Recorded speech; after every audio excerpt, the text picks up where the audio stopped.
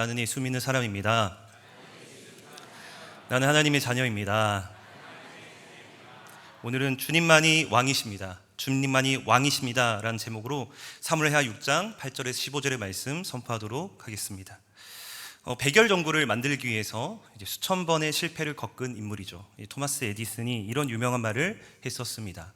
나는 실패한 것이 아니다. 나는 잘못 작동하지 않는 1만 가지 방법을 찾은 것이다.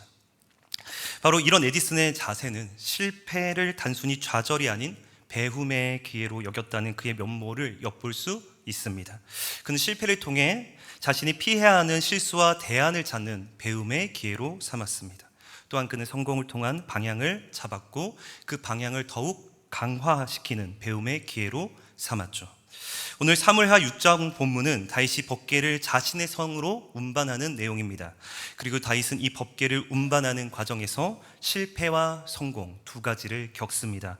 법궤를 운반하는 시도에서 실패했던 다윗, 법궤를 운반하는 시도에서 성공했던 다윗, 이 두 가지를 통해 하나님이 다윗에게 알려주시고자 했던 메시지가 있다라는 겁니다.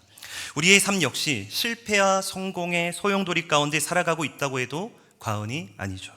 일상이라는 작은 계획에서의 성공이나 실패든, 사업이나 진로나 결혼이나 큰 계획에서의 성공과 실패든, 우린 성공과 실패의 소용돌이 가운데 살아가고 있습니다.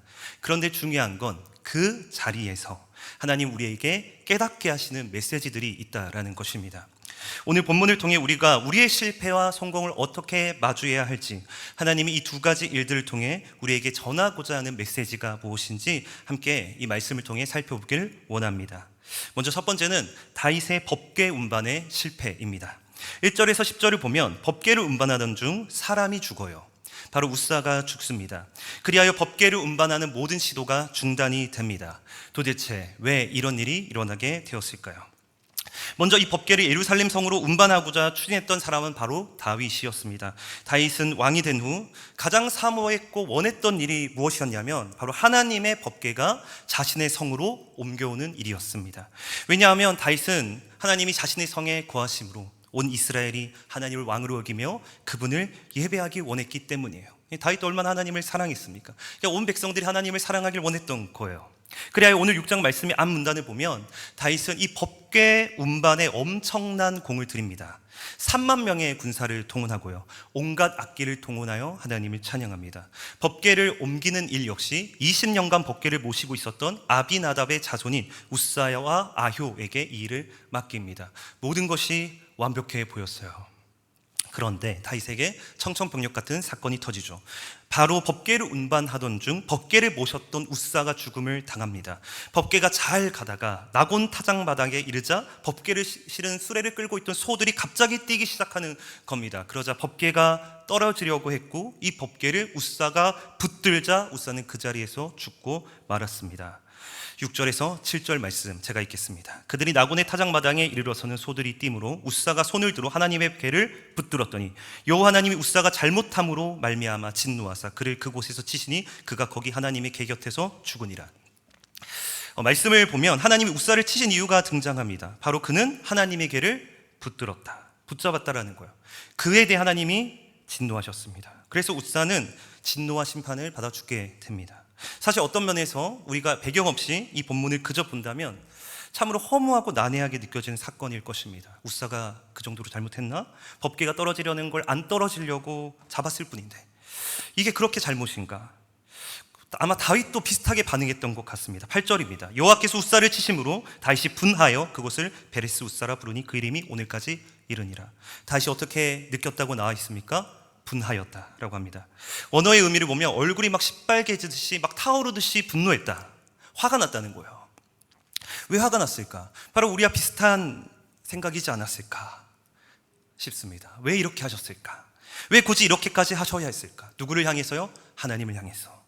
오늘 본문에도 말합니다. 여호와께서 웃사를 치심으로 다윗이 분노했다. 다윗 하나님의 행동이 이해되지 않았습니다. 왜냐하면 법궤를 운반한 이 일은 누가 봐도 하나님이 기뻐하실 일이기 때문입니다. 다윗은 하나님을 위해서 이 일을 계획하고 추진했는데 갑자기 진노하심으로 웃사를 치신 하나님을 다윗은 이해할 수 없었고 화가 날 수밖에 없었습니다. 정리하면 다윗이 화가 난 이유는 다름 아닌 무엇 때문이에요? 자신의 계획과 뜻대로 되지 않았기 때문이에요. 다윗이 왕이 된 후 5장의 문맥을 보면 다윗은 모든 일이 다 순탄했습니다. 승승장구합니다. 블레셋 전쟁도 2번이나 다 승리를 하고 자손도 번성합니다. 그런데 이 법궤 운반은 자기 마음대로 안 되는 거예요. 지금 이 시점에 많은 공을 들여서 이 법궤를 자신의 성으로 운반하여 하나님을 기쁘시게 하고 싶었는데, 이게 하나님의 뜻인 줄 알고 열심히 공을 들였는데 아닌 겁니다. 실패한 거예요. 다윗은 화가 났습니다. 여러분, 어쩌면 우리도 보면 좀 그렇지 않습니까? 내가 공을 들여 이렇게 계획했는데 그 계획이 틀어질 때 우린 화가 나요. 저도 한 번은 교회를 오는데 이제 노트북을 이제 가지고 와서 작업을 하려고 모든 계획을 다 세우고 이제 딱 교회에 왔는데 노트북은 있는데 노트북에 전원 콘센트가 빠져 있는 것입니다. 그래서 이걸 없으니까 노트북을 딱 펴보니까 배터리도 거의 없어요. 오늘 할 것들이 많은데 이거 가져오려면 저희 집 파주거든요. 이 파주까지 왔다 갔다 해야 되는 거예요.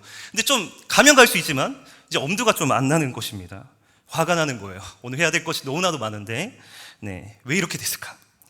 여러분, 우린 저마다 계획을 합니다. 오늘 하루 이렇게 되면 잘 되겠지, 계획을 해요.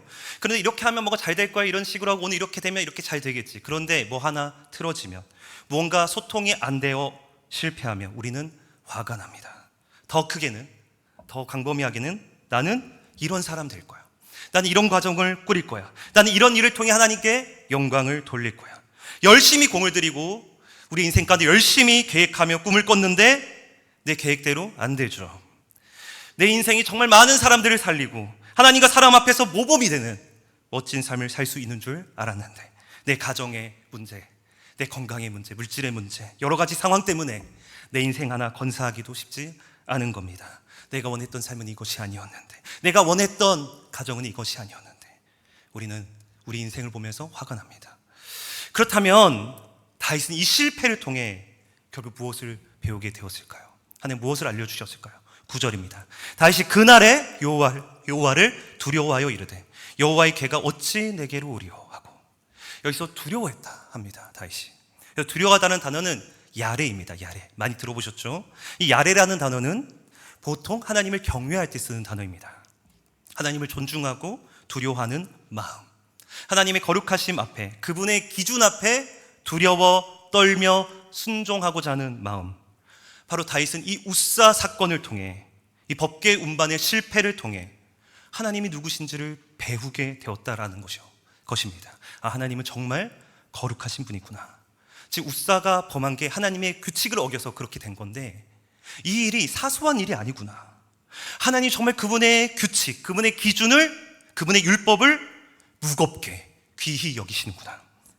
하나님 그분의 기준과 뜻을 무시하고 그 뜻대로 행하지 않는 자를 반드시 벌하시는구나, 진노하시는구나. 그분의 뜻이 중요하구나, 그분의 방식이 중요하구나. 다윗이 이 실패의 사건을 통해 자신을 돌아보며 하나님을 다시금 바라보게 된 것입니다. 이 본문에 대해서 유진 피터슨 목사님도 이렇게 설명을 합니다. 하나님은 오시지만 당신의 방식대로 오신다. 그분의 행동은 우리의 기대나 바람을 항상 채워주시는 것이 아니다. 하나님은 다윗 편이지만 다윗이 하라는 대로 하시는 분은 아니다. 바로 유진 피터슨 목사님이 하신 말씀처럼 하나님은 그분의 방식이 있으세요. 그분의 뜻과 계획이 있으십니다. 그리고 하나님은 그분의 뜻대로, 방식대로 우리의 삶을 이끌어 가십니다. 그러기에 모든 것이 내가 원하는 대로 될 수 없는 거예요. 오히려 하나님은 그분의 방식으로 우리를 이끌어 가심으로 우리의 인생을 점점 더 하나님을 더욱 인정한 자로 만들어 가십니다. 그 자리가 실패의 자리가 될지라도, 죄와 정말 우리 잘못된 선택의 자리가 될지라도 하나님 이 자리를 사용하셔서 우리를 돌아보게 하시고 우리의 죄와 허물을 보게 하신다는 거예요. 나의 교만한 데를 발견하게 하신다는 거예요. 하나님은 진정 정말 여기까지도 하나님을 나의 주인으로 믿고 경외하는 자로 우리를 만들어 가시는 그 좋으신 하나님을 믿길 소망합니다. 결국 다윗은 법궤 운반에 실패하게 되고 이 법궤를 오베데돔의 집에 옮기게 됩니다. 10절입니다. 다윗이 여호와의 궤를 옮겨 다윗선 자기의 궤로 메어가기를 즐겨하지 아니하고 가드 사람 오베데돔의 집으로 메어 간지라. 10절을 보면 다윗은 자신의 성으로 이 법궤를 메어하기를 즐겨하지 않습니다. 더 이상 기뻐하지 않아요. 왜요? 하나님이 진노하셨으니까, 그분이 멈추셨으니까. 다윗은 이 일로 3개월의 맹각기를 가집니다. 그런데 이 하나님의 개가 오베데돔의 집에 머물자 어떤 일이 일어납니까? 11절입니다. 여호와의 개가 가드 사람 오베데돔의 집에 석 달을 있었는데 여호와께서 오베데돔과 그의 온 집에 복을 주시니라. 하나님께서 오베데돔에게 뭘 주셨다고요? 복을 주셨대요. 복을 주십니다. 심지어 오베데돔의 그의 온 집과 12절에 보면 그의 모든 소유까지, 그의 자녀, 손주, 종들, 가축들, 이 모든 소유가 복을 받았대요. 누가 복 주셨다고요? 하나님이요. 본문은 분명히 말합니다. 여호와께서 오베데돔과 그의 온 집에 복을 주셨다. 우린 분명 앞장면에서는 여호와의 개를 만지고 죽은 우사 사건을 보았습니다. 7절을 보면 하나님이 치심으로 우사는 하나님의 궤 곁에서 죽임을 당해요. 그런데 오베데돔은 하나님의 궤 곁에서 그 궤로 말미암아 복을 받습니다. 도대체 비결이 뭘까요? 우사보다 오베데돔이 더 나아서일까요? 사실 인간적으로 비교해 보면 누가 더 나아 보이는가? 우사입니다. 우사는 아비나답 자손이잖아요. 아비나답은 레위 지파거든요. 거기다 그는 20년간 법궤를 지켰어요. 그래도 모셨어요. 어떻게 하나님을 위해서 더 많은 일을 했던 그 조건과 자격이 있는 자가 우사입니다. 그런데 그에 반해 오베데돔 어떤 사람으로 소개됩니까? 가드 사람 오베데돔입니다. 가드 사람 떠오르는 사람 있습니까? 가드 사람 골리앗, 블레셋 사람이라는 겁니다. 사실 이 오베데돔이라는 이름이 레이인 중에도 있기 때문에 어떤 학자들은 이 오베데돔이 레이인이었을 거란 추측을 하기도 해요. 그러나 사무엘서 배경과 오늘 본문의 내용의 바탕으로 봤을 때 여기서 오베데돔은 가드 사람이에요. 블레셋 사람으로 보는 게 맞습니다. 이 말은 곧 오베데돔은 그가 복받기 위해서 한 것이 아무것도 없다라는 겁니다. 복을 받을 만한 뭔가 자격과 조건이 없어요. 근데 왜 그 집이 복을 받았어요? 성경은 오베데돔이 집이 복을 받은 이유를 오직 이렇게만 선포해요. 11절, 여호와의 개가 가드 사람 오베데돔의 집에 석 달을 있었는데 여호와께서 복을 주셨다. 12절, 여호와께서 하나님의 궤로 말미암아 오베데돔의 집과 소유에 복을 주셨다. 성경은 오베데돔이 복받은 이유, 하나님의 궤가 거기 있었기 때문이야. 하나님이 그곳에 거하셨기 때문이다 라는 것입니다. 바로 성경은 그가 복을 받게 된 비결이나 이유를 전혀 설명하지 않습니다. 그냥 하나님의 궤가 오베데돔의 집에 있었더니 복을 받은 거예요. 하나님이 그곳에 거하시니까 복을 받은 거예요. 그가 무엇을 했기 때문이 아니었습니다. 이유도 없고 조건도 없어요. 설명도 없어요. 원인과 결과가 없습니다. 그냥 하나님의 궤가 있으니까, 하나님이 함께 하시니까 그의 온 집이 복을 받습니다. 사랑하는 여러분, 이 오베데돔의 이야기는 사실 우리에게 너무 당황스럽거나 낯선 이야기로 다가오진 않을 거예요. 오히려 우리에게 너무도 와닿는 이야기로 들리실 겁니다. 왜냐하면 우리가 바로 그런 혜택을 받은 자들이기 때문이에요. 우리 역시도 왜 하나님이 나를 사랑하셨을까? 왜 나에게 이런 은혜와 복을 베풀어 주셨을까? 알 수 없습니다. 그저 은혜예요. 그저 하나님이 아무것도 아닌 죄인된 나를 사랑하기로 그분 스스로가 결정하셨고 계획하셨고 이루셨기에 우리가 이 놀라운 은혜와 혜택을 받은 것입니다. 그분이 하신 일에는 아무런 조건이 없었습니다. 그저 은혜로 우리는 구원받은 줄 믿습니다. 심지어 이 사건을 통해 하나님이 알려주시고자 하는 게 무엇입니까? 바로 하나님은 인간이 저지른 그 죄와 악과 실패마저도, 우사의 범죄와 다윗의 실패마저도 선으로 바꾸실 수 있는 하나님, 복의 근원이신 하나님이심을 알려주십니다.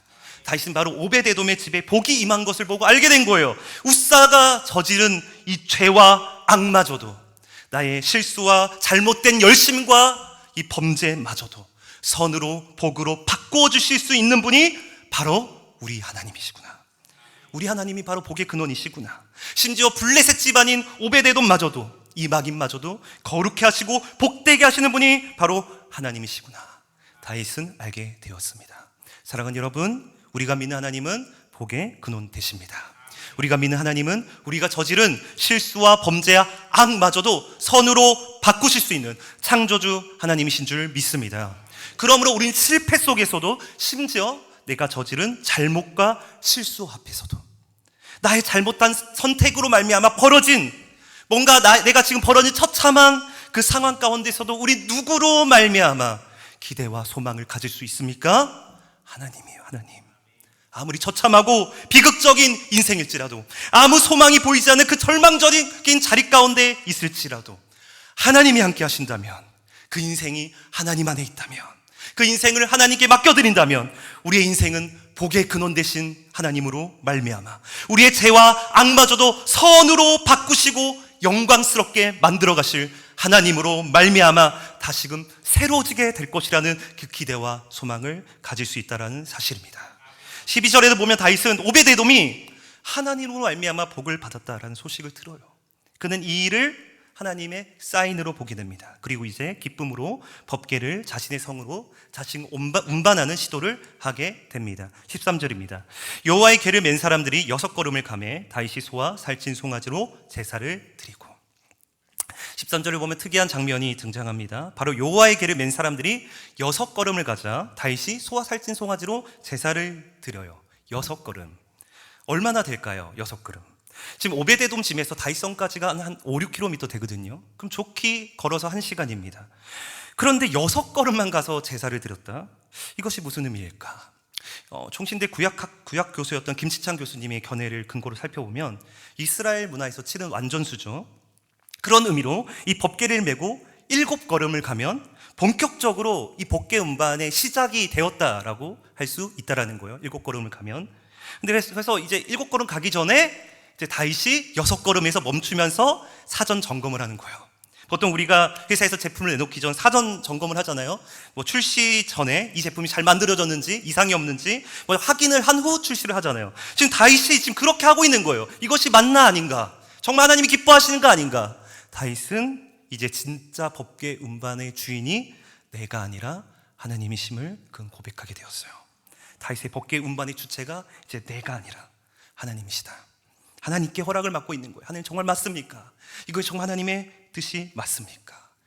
하나님의 인도하심을 구하고 있습니다. 더 나아가 이 법궤 행진이 성공적으로 진행되자 다윗은 기뻐합니다. 하나님 앞에 춤을 춥니다. 14절 15절 우리 같이 읽겠습니다. 시작. 다윗이 여호와 앞에서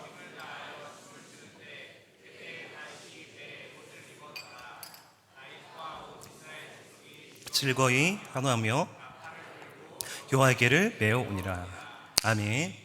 본문을 보면 다윗이 하나님 앞에서 힘을 다해 춤을 추는 모습이 등장하고요. 배 에봇을 입었다. 그래서 그 이 옷을 입고 춤을 췄다라고 합니다. 여기서 배 에봇은 말 그대로 속옷이죠. 이 배 에봇은 구약에 보면 제사장들이 입었던 옷인데 이제 모시로 만든 속옷이기 때문에 입으면 속이 다 비쳤습니다. 그런데 다시 이 속이 다 비치는 옷을 입고 뭐예요? 춤을 춰요. 왕이 백성들이 다 보는 앞에서 춤을 춥니다. 하나님 앞에서 속옷 차림으로 춤을 추며 하나님을 예배합니다. 다윗의 이런 모습 무엇을 의미합니까? 바로 다윗은 진짜 내가 왕이 아니라 하나님의 왕이심을 온 백성들에게 그의 온몸으로 증거하고 있는 겁니다.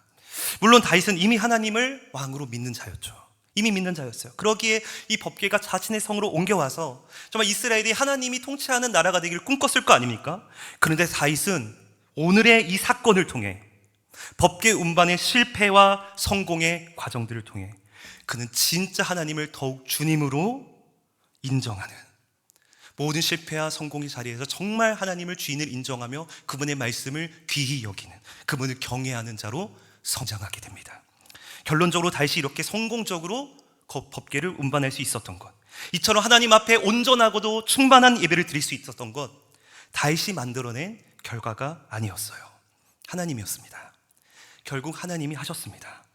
다윗은 법궤 운반 중에 실패했고 죄를 지었고 하나님의 진노가 임했어요. 그런데 이 실패도 악도 선으로 바꾸시고 하나님이 이것을 통해 다윗의 믿음을 성장하는 계기로 삼으셨습니다. 결국엔 하나님의 선하시고 기뻐하신 뜻이 다윗의 삶 가운데 이루어졌습니다. 그렇다면 여러분, 우리 역시도 다윗과 같은 이 복을 기대할 수 있는 이유가 뭡니까? 우리의 모든 인생의 성공과 실패 가운데서도 우리는 하나님이 선하심과 복된 심을 신뢰하며 나아갈 수 있는 이유가 무엇입니까? 바로 사도행전 2장 34절 36절 이렇게 말씀합니다. 베드로의 설교입니다. 제가 읽겠습니다. 다윗은 하늘에 올라가지 못하였으나 친히 말하 이르되 주께서 내 주에게 말씀하시기를 내가 내 원수로 내 발등상이 되게 하기까지 너는 내 우편에 앉아있으라 하셨도다 하였으니 그런즉 이스라엘 온 집은 확실히 알지니 너희가 십자가에 못 박은 이 예수를 하나님이 주와 그리스도가 되게 하셨느니라 하니라. 바로 처음 34절부터 다윗이 등장해요. 다윗이 주님으로 고백했대요. 누굴요? 예수 그리스도를요. 바로 우리가 읽은 사도행전 2장의 말씀은 어떤 말씀이냐면 성령이 임한 후 베드로가 유대인들에게 선포했던 말씀입니다. 여러분, 베드로가 설교했던 대상은 유대인들이잖아요. 유대인 어떤 자들입니까? 예수님을 죽인 자들입니다. 예수님이 십자가를 못 박은 장본인이었어요. 어떻게 보면 유대인들이 이 범죄는 인류 최대의 범죄이자 잘못된 선택이지 않습니까? 예수님을 십자가에 못 박으라고 외치며 죽였던 유대인들의 모든 일들이 사실상 모든 인류가 얼마나 죄악된 존재이며 그들의 열심이 얼마나 잘못된 방향을 향할 수 있는지, 오히려 그들의 열심이 하나님을 반역하는 실패의 자리로 갈 수밖에 없는 우리의 존재들인지, 바로 우리 역시 그런 죄인인지를 너무도 잘 보여주고 있는 거 아니에요? 근데 하나님은 그리스도 안에서 행하신 그 일이 뭡니까? 바로 너희가 십자가에 못 박은 이 예수를 하나님이 주와 그리스도가 되게 하셨다라는 거예요. 이게 무슨 말입니까? 바로 하나님은 인류가 저지른 범죄를, 그들의 최악의 선택과 잘못과 실패를 그리스도로 말미암아 선하고 아름답고 복된 반전의 결과를 이루어 내셨다라는 것입니다. 바로 자신의 아들인 그리스도를 죽음에서 다시 살리심으로, 하늘 보좌에 앉히심으로, 그분이 우리의 주와 그리스도가 되심으로 누구든지 그분으로 말미암아 구원받는 놀라운 역사를 이루신 거예요. 바로 우리의 모든 죄와 저주와 실패를 의롭고 복되고 선한 것으로 바꿔주시는 그 놀라운 역사를 바로 지금 예수님을 주로 믿는 우리의 인생 가운데 성취하시고 이루어주셨다는 사실을 믿으시길 소망합니다. 그러므로 우리의 실패는 더 이상 무의미한 실패가 아닙니다. 우리의 성공도 더 이상 나의 자랑과 성공이 아니에요. 우린 실패 속에서도 나와 함께 하시는, 나의 임마누엘 되시는, 나의 주인 되시는 예수 그리스도, 그분을 더욱 영광스럽게 바라보는 하나님의 사람으로 나아갈 수 있게 되었습니다. 더 나아가 우린 성공의 자리에서도 복의 근원 되신, 모든 복의 근원 되신 주님을 인정하며 찬양하게 될 것입니다. 그리하여 우리는 모든 실패와 성공의 자리 가운데, 모든 인생 가운데 예수 그리스도를 주로 인정하고 그 주님을 더욱 고백하는 인생으로 점점 성장하고 깊어지며 온전하게 되어질 줄 믿습니다. 저에게 6살 아들이 있습니다. 1년 전쯤 아이가 좀 발달이 어렵다라는 진단을 받았습니다. 현재도 진행 중이고요. 지금 감사하게도 어린이집도 잘 다니고 있고 건강하게 잘 자라고 있습니다. 그런데 좀 매 순간 불안함과 두려움이 찾아와요. 막 친구 관계가 안 되는 모습들을 좀 보고 아이의 말과 반응을 보면서 하나하나 예민해질 때가 있습니다. 걱정이 되고 염려가 될 때가 있어요. 그런데 어느 날이었습니다. 저희 집에 이야기 성경이란 책이 있어요. 그 구약식 신약 3권짜리인데 구약을 읽어주는데 이제 파트마다 주제가 있잖아요. 그런데 이번 성경학교 읽기 주제가 뭐였냐면 아론의 죽음이었습니다. 이 6세 아들에게 아론의 죽음을 어떻게 전해야 할까, 어떻게 메시지 전해야 될까 고민하는 중에 한 가지 메시지가 떠올랐습니다. 바로 아론의 죽음. 이 아론의 죽음은 그저 죽음으로 끝난 게 아니거든요. 이제 출애굽 다음 세대인 2세대를 통해 하나님이 약속하신 가나안 땅으로 들어가는 관문이 아론의 죽음이고 모세의 죽음이고 과정이거든요. 결국 이스라엘은 그들의 죄로 인해, 잘못으로 인해 40년간 방황했고 출애굽 1세대는 다 죽고 아론도 죽었지만 결국 하나님의 약속은 이루어져요. 하나님 끝까지 이스라엘을 돌보셨고 결국 그 다음 세대가 가나안 땅에 들어가게 됩니다. 결론, 하나님의 백성은 점점 더 좋아진다. 점점 더 좋아진다.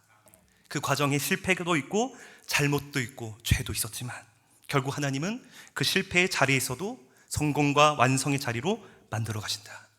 제가 6살 아들에게 자신 있게 외쳤습니다. 이름이 우주거든요. 우주야, 너는 점점 더 좋아질 거야. 지금 좀 힘든 것 같아도 괜찮아. 무언가 잘하고 싶어도 잘 안 되지? 괜찮아. 결국엔 더 좋아질 거야. 하나님이 너를 점점 더 좋아지게 하실 거야. 우리 가정은, 우리 교회는 점점 더 좋아질 거야.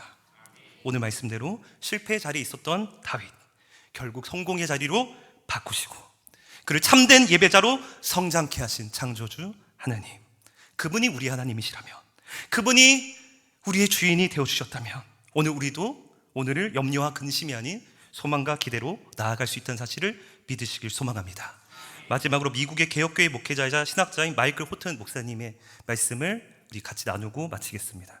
하나님은 미래를 아실 뿐만 아니라 미래를 다스리신다. 하나님의 전지와 전능은 완전히 조화를 이룬다. 실제로 하나님이 미래를 속속들이 아시는 것은 발생하는 모든 것을 하나님이 정하시기 때문이다. 실제로 하나님은 단지 피조물의 미래 행동을 수동적으로 인지하는 관찰자가 아니라 역사를 능동적으로 만들어가는 건축가이시다. 바로 마이클 호튼 목사님이 말하고자 하는 게 뭐냐면, 하나님은 우리의 미래를 창조해 가시는 분이라는 겁니다. 우리의 미래를 창조해 가신대요. 우리 내가 가진 상황과 환경만 딱 봅니다. 그 재료들을 다 보면서 계산하죠. 염려합니다. 걱정하고 있는데 하나님 말씀하십니다. 그럴 필요 없다. 바로 우리의 모든 미래마저도 그분의 선하신 뜻대로, 가장 복되신 뜻대로 창조해 가시는, 만들어 가시는, 우리의 모든 환경과 조건을 초월하여 뛰어넘어 그분의 선하신 뜻을 이루어 가시는 하나님이 계시기에 우리는 안전하다, 복되다라고 할 수 있다는 것입니다. 여러분, 우리는 이미 그 예수님을 주님으로 믿고 있습니다. 고백하고 있습니다. 그런데 이 시간 더욱 그 주님을 더 온전히 고백할 수 있는 자로 자라가길 간절히 소망합니다.